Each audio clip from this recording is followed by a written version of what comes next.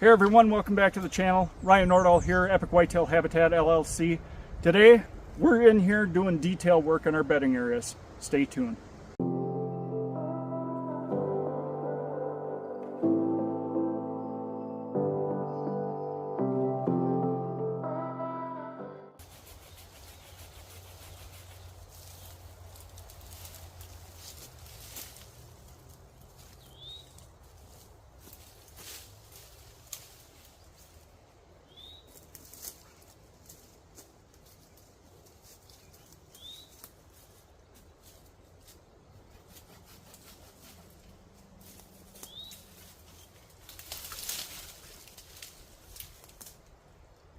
So one of the biggest misconceptions there is that you can't make deer lay where you want them to.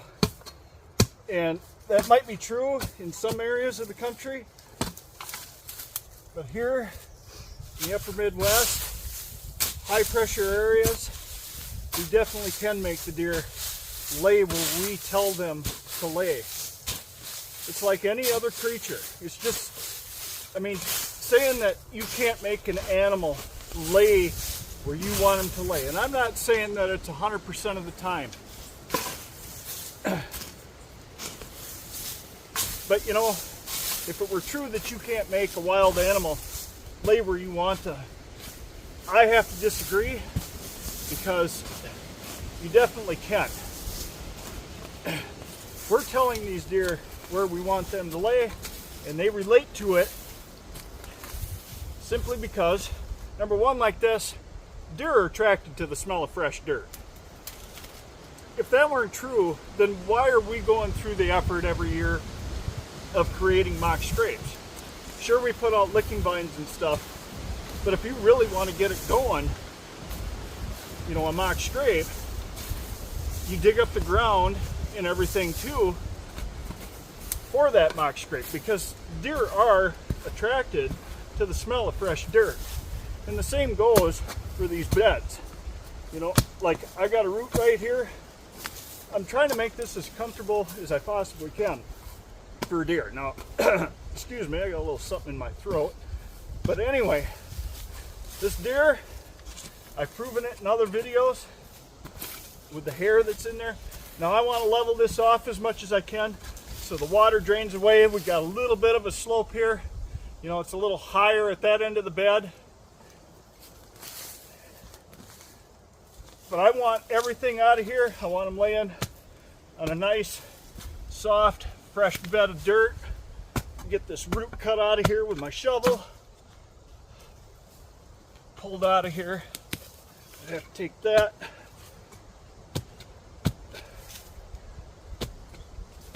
I dug a little bit of a hole here, but simply to cut that root off. There. That taken care of. Backfill it back in, but mainly taking my shovel, creating that slope, but we're getting the weeds, the sticks, everything else out of here. Patting it back down, anything that's exposed maybe. We got this log here. They will lay up against the log if it's available. Not always the case, but here, a little bit of overhead canopy. Do they necessarily need an overhead canopy? I've said it before, I'll say it again, many will agree. You don't have to. You can think it's funnier than hell if you want to. Laugh about it, I don't care. But I know what it works, and I know what I've seen in adverse weather conditions, especially heavy snow in the wintertime. I believe deer like a little bit of overhead canopy to get out of, you know, heavy rain, heavy snow, whatever it is. You'll see it. You know, we got a lot of white pine here, and I've seen it in other, you know, where there's cedar, where there's spruce. If the bottom boughs of those trees are up a ways, say like here, these are up like 4 feet. If they're up, those deer are going to be tucked in under them, especially, you know, in a heavy snow situation come wintertime. Those deer are going to be there. They're going to relate to that overhead cover.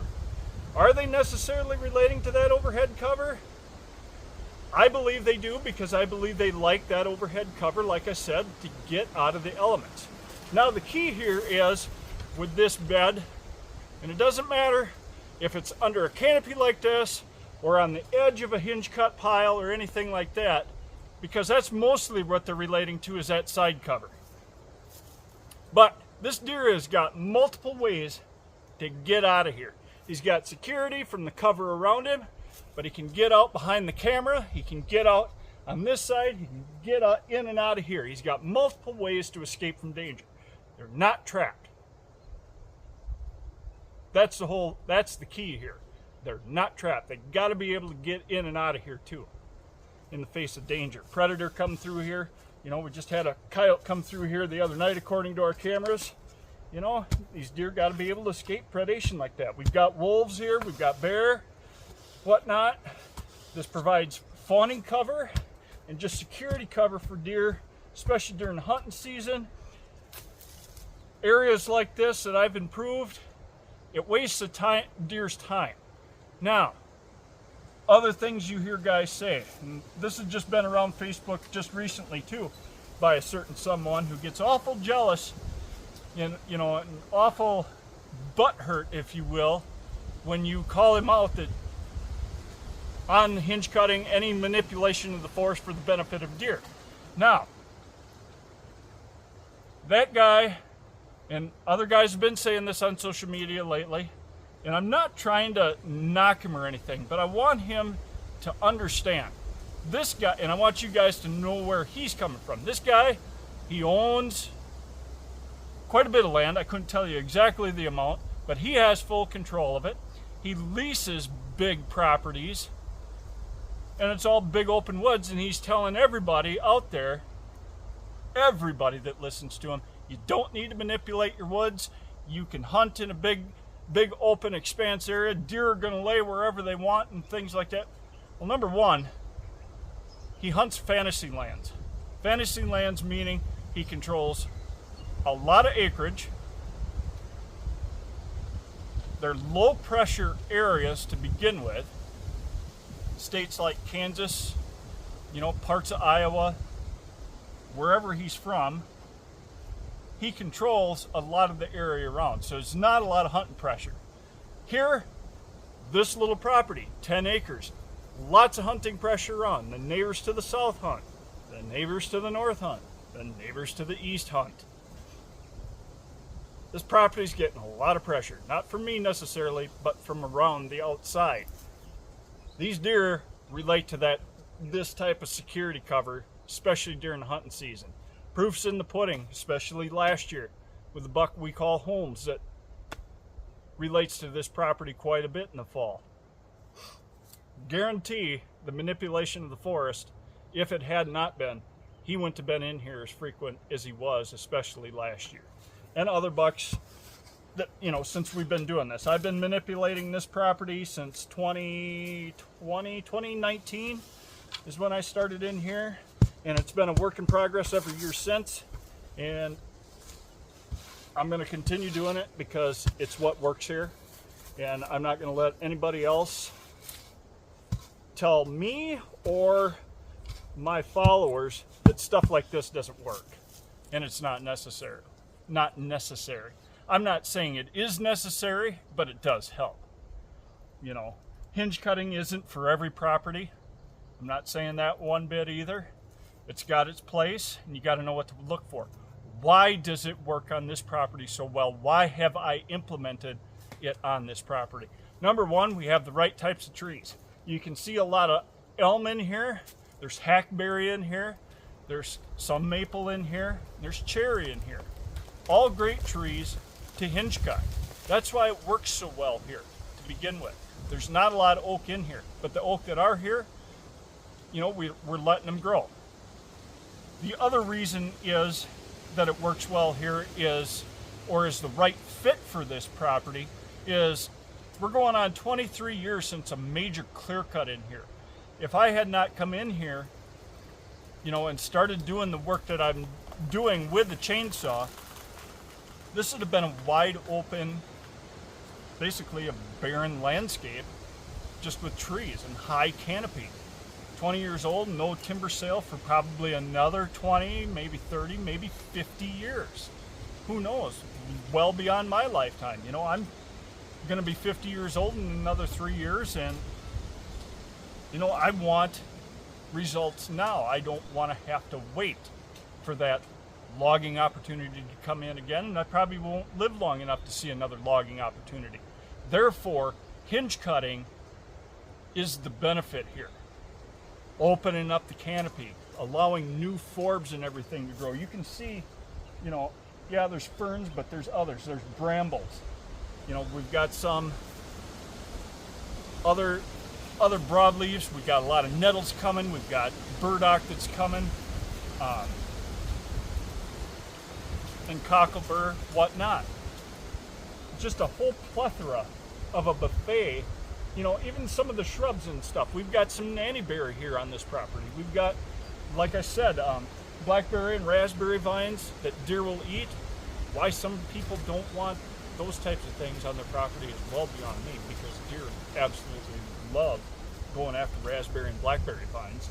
But I know I'm ranting here and rambling, but we're in here creating these beds because deer will relate to them here in this situation, and on many other properties across the Midwest, across the United States, where, you know, we have this type of habitats. No, every habitat is different across the entire United States, but a lot of them are very similar as well.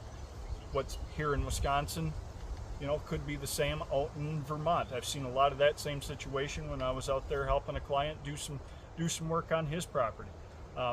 But yes, ecosystems are different, but you know, all in all, virtually the same.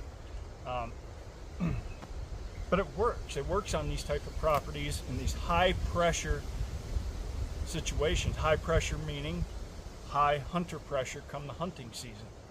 This gives deer the security that they want and need during that time of year. So yes, we can make deer lay where we tell them to lay. It's just like a cow in a freestall barn or on a bedding pack. If we provide them with a clean, dry stall to lay into, they're not going to lay up in the walk alley where they go to feed. They're not going to lay in that manure. They're going to lay up in that clean, dry, in most cases sand-bedded freestall, or on a clean bedding pack. It's the same thing here with a deer. They can be manipulated where we want them to go and where we want them to bed.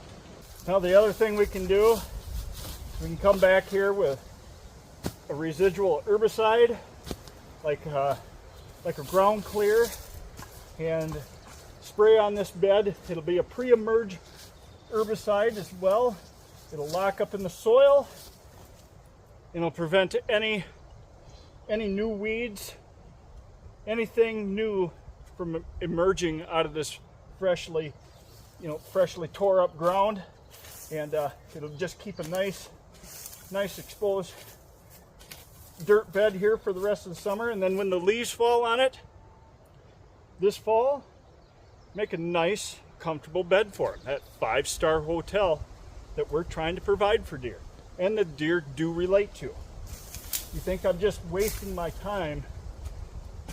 To me, it's worth the effort, and I will continue to do it for myself and for clients, because it does work. Deer do relate to it, you know, despite what a lot of the naysayers of what I'm doing will say. It doesn't have to be done. No, I agree with that it doesn't have to be, but I'm going to stick with what I'm experienced with as well, and has worked for me. So,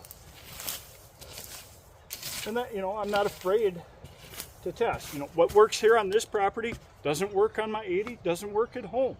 A lot of similarities and things that do work, but you know, a lot of the effort that I'm putting in here right now in this video, this works on all 3 properties. But there are certain things, certain practices on all 3 of the properties that all 3 of the properties don't necessarily need. This property may call for one thing, my 80 may call for another, which is only 2 miles south of here. My property at home, 16 miles away, or 20 miles away, may call for something totally different, but a lot of it's the same as well. We are in Wisconsin, we're all in the same state. So. Same state, same region, what have you. But that one's done. I got a log I'm going to stick in here. This bed will be done as well.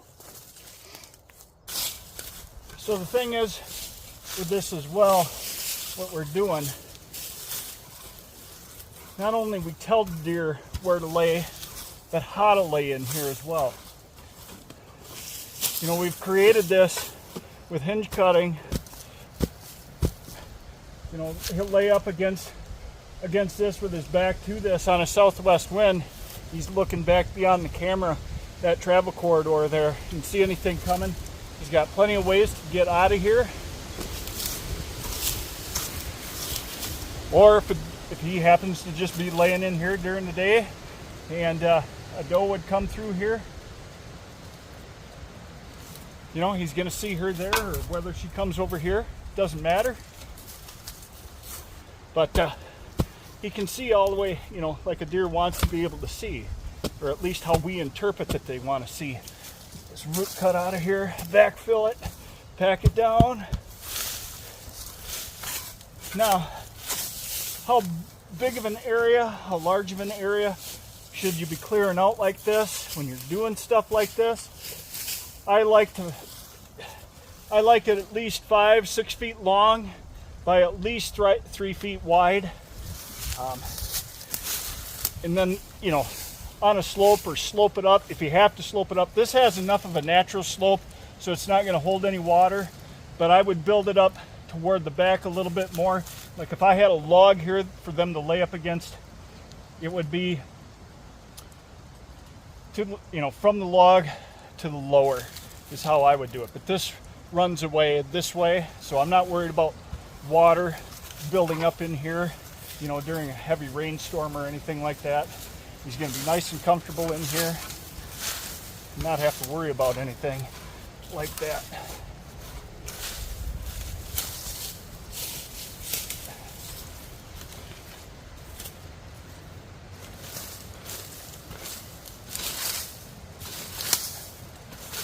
This fills in with leaves in the fall. You know, during leaf drop, it's going to be just that much more comfortable for him. The key with hinge cutting, I've said it before, I'll say it again in all my videos. Success is in the details. Everybody's looking for that one and done solution, and nothing about habitat improvements that we make is a one and done deal. You know, it's the same with your planting trees in the spring or the fall. You get into a dry period, they need to be watered in order to have a, you know, a higher rate of success of those trees surviving. The same when it comes to hinge cutting. Anything you do to the woods on your property, whether it's logging, whether it's just general TSI, whether it's hinge cutting like we've done here, everything requires maintenance. We have to get that, you know, through our heads. You know, we're human beings. We're lazy by nature. Our brains are designed to protect us, not to have to overexert ourselves. Guys, you have to discipline yourself to go in and maintain everything that you do year after year, so deer can manipulate through it. Doesn't matter if it's a logging project. Doesn't matter if it's just general TSI. Doesn't matter if it's hinge cutting. It all has to be maintained. I cannot drive that home enough. So you're going to hear me repeat myself a lot in these videos.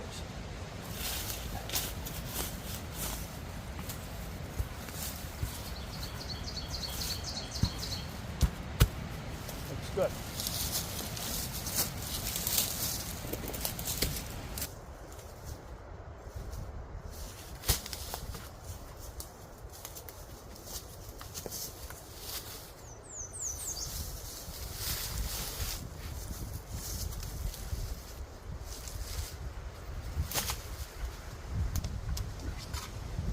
What I'm doing here is there's some roots that are exposed here. So I'm just taking dirt and moving it back up in here, cover up those hard roots, make it soft, compacting it down, sloping it away.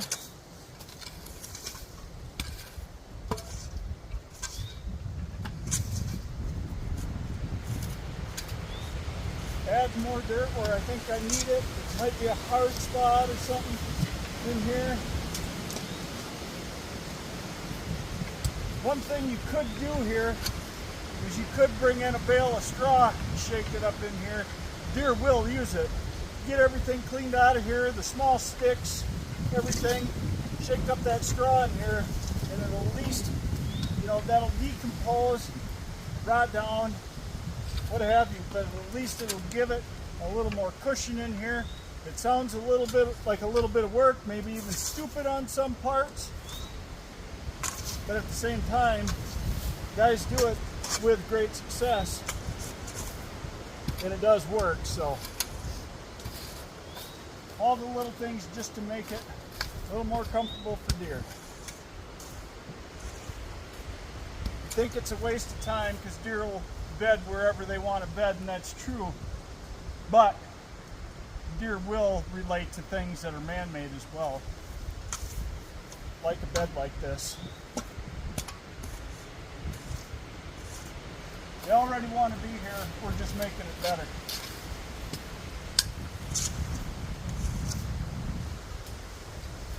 That bed is complete. So if I had to say that there's one thing that I specialize in my business, it is bedding habitat manipulation. I'm in the business of making better bedding habitat for deer. A lot of the work you've seen me do here today, again, you know, a lot of you will think that it's a waste of time. The hinge cutting is ugly, they're gonna die, all of that. I tell you what, I'll take features over beauty of a woods any day, because I'm here to hunt deer. This woods, like I said before in the beginning of this video, or wherever it was in this video, this woods was complete clear cut, completely slashed. There was hardly a tree here except for maybe this big old white pine that's right here over to the left of me here. That was really the only thing that was here 20 years ago after that windstorm come through, and then we salvaged what logs we could out of here. There was nothing here. I'm in 23 going on 24 years of regrowth here. Do I have another 30 or 40 years left? You know, I'll be 50 years old in another 3 years. That'll put me at 80. Yeah, maybe there'll be a timber harvest in here, but highly doubtful with the amount of oak that aren't here. Again, it's mostly black cherry, a little bit of maple in here, a little bit of red maple, hackberry and elm. Great trees to hinge cut. I want deer habitat now in this wood setting, so hinge cutting is the option for this. It is the correct tool for this property. Doing the bed work, creating the beds and everything, maybe it's something I don't have to do, but I like to do it, and I know that deer relate to those beds, and they do utilize them as well. So that's what we've done here today. You know, I've showed you how I build these beds, and it's very similar to what other guys are doing. There's no secret to it whatsoever. You've probably seen it on other guys. You know, Jim Ward, he's a big one for it. And I know I'm missing a few other guys in there, you know, not mentioning them, and I apologize for that. I'm just repeating what other guys are doing. I'm repeating what works for me on this property. So I hope you learned a little something. This is what I do. This is what I specialize in. I can help you too, and I love helping my clients create better bedding areas for their deer on their properties. It's taken me all over the United States basically. I'll be giving a talk on it at a property tour coming up in the beginning of August. I'll leave a link, or you can visit my Facebook page or Instagram page for links to that, or how to contact my buddy down in Kentucky that'll be putting that on. It's the beginning of August. I forget what the specific dates are, but I'll put a link to that in the description below this video, so you want to check that out. Again, check out my Facebook and Instagram pages for that link or contact information as well. And I will be putting a banner ad up soon on my website for that, and you can look for that on my website as well. So I hope to see you there if you can make it down to Kentucky. Spots are filling up fast. I don't think there's many spots left. We're taking up to 30 people for that event, I believe. I think there's fewer than 15 or fewer than 10 spots left, the last I heard. So it's filling up fast. We want to fill those spots if we can. If not, it doesn't matter. But I think it's going to be a great event. Again, I'll be there giving a little talk on TSI and hinge cutting, bedding area manipulation, planting trees, shrubs, whatnot that are beneficial to deer as well. So I hope to see you there. So thanks for joining me on this video. I know it got kind of long-winded on my part, as I usually do, as I'm getting here now. So I'm going to leave you with that. God bless you all. Keep living the dream. Thank you.